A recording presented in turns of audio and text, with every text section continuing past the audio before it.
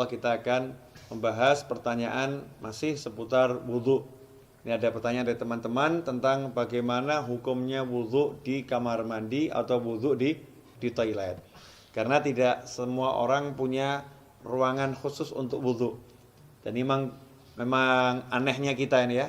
Kita ini kalau bangun rumah ada ruangan untuk mandi, ada ruangan untuk masak, ada ruangan untuk tidur, ada ruangan untuk ngopi.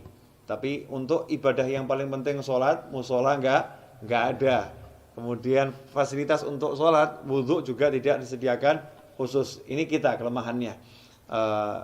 Menyikapi hal itu, maka timbul pertanyaan, kalau wudhunya tidak di ruangan khusus, ya tidak di ruangan khusus untuk wudhu atau enggak punya padasan. Kalau orang Jawa dulu punya padasan yang gentong yang ada lubangnya di bawah, ditaruh di halaman untuk minum atau untuk wudhu. Kalau enggak punya seperti itu, adanya kamar mandi, adanya toilet, atau ketika di mall atau di pasar, wudhunya tidak di tempat khusus wudhu, tidak di luar ruangan, tapi di dalam toilet, di dalam kamar mandi atau di dalam WC kalau bahasa umumnya ya. Kira-kira seperti apa? Sah tidak wudhunya? Kalau ditanya wudhunya sah atau tidak, maka wudhunya sah kalau memang syarat-syarat sahnya wudhu dipenuhi, kemudian hal-hal yang membatalkan wudhu tidak dilakukan, wudhunya sah-sah saja. Tetapi timbul masalah, orang wudhu itu ada sunnah-sunnah dan ada adab. Di antara sunnah-sunnahnya adalah membaca Bismillahirrahmanirrahim di awal wudhu seperti yang sudah dijelaskan. Kemudian nanti ada doa setelah wudhu.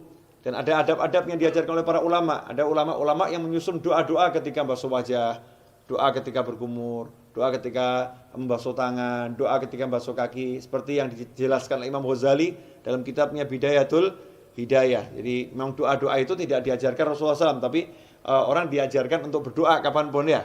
Apalagi kalau doa ini dari para ulama. Lantas bagaimana kita mau membaca doa di dalam kamar mandi?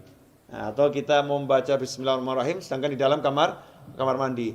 Sementara kita ketahui Nabi kita Muhammad SAW mengajarkan agar kita tidak membaca lafzul jalalah, asma Allah atau ayat-ayat Al-Quran atau doa-doa di dalam toilet, di dalam kamar mandi. Emang apakah ada sumber hadisnya? Ada. Kita semua tahu baginda Muhammad SAW itu punya cincin. Ya, punya cincin. Khatiman min fiddah, dari perak. Ya, Rasulullah punya cincin dari perak, yang cincin itu fungsinya sekaligus sebagai stempel. Ya, fungsinya sebagai stempel. Dulu Rasulullah SAW tidak punya cincin, tidak punya stempel. Tapi ketika sahabat mengatakan, nih raja-raja yang pembesar-besar non-muslim itu kalau dapat surat, tidak ada stempelnya tidak mau terima. Ya, mereka tidak akan menerima surat kalau nggak ada stempelnya. Rasul pun mengikuti, kalau begitu buatkan saya stempel. Ya, buatkan saya stempel. Maka dibuatkan stempel, bunyinya Muhammadun Rasulullah. Ya, Muhammadun Rasulullah. Jadi Allahnya paling atas, berupa cincin dari perak.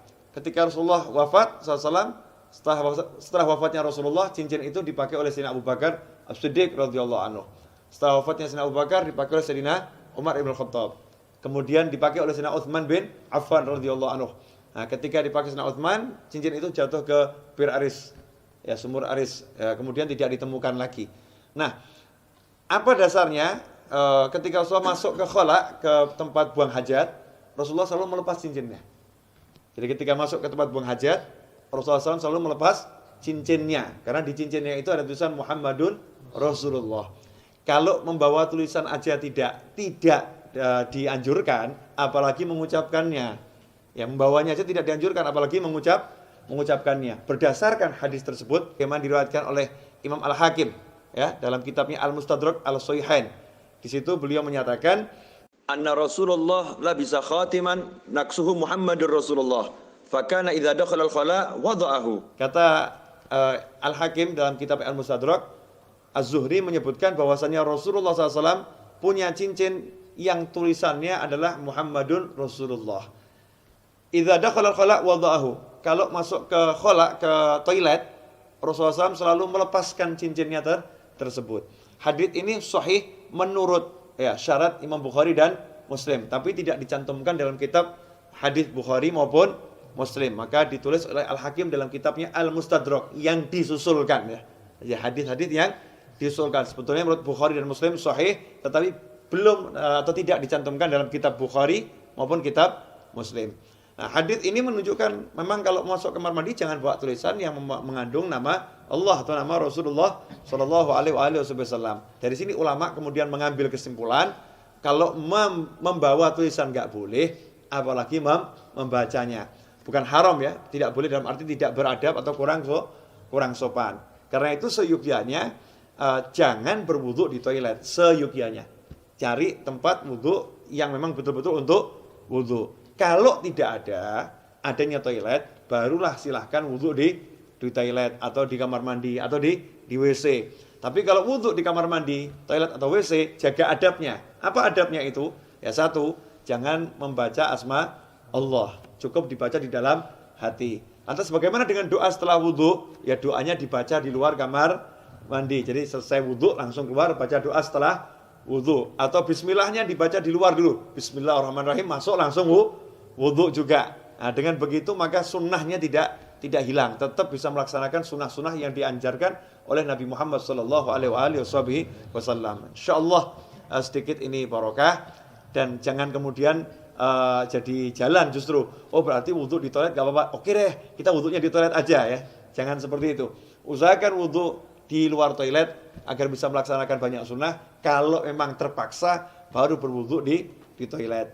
Wal afu minkum. Wassalamualaikum warahmatullahi wabarakatuh.